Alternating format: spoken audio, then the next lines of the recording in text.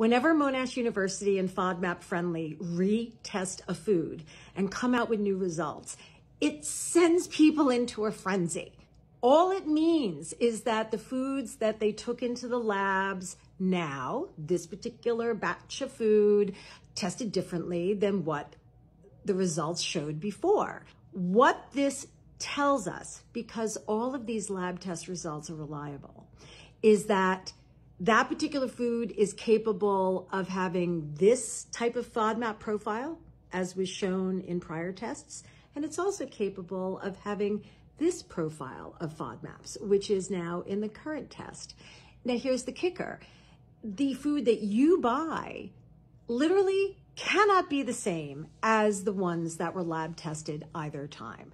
The apps are meant to be used as a guide, but they're great guides. They provide a place for you to begin your exploration of FODMAPs. And what's going to be important is how you react to these foods during a structured elimination and challenge phase.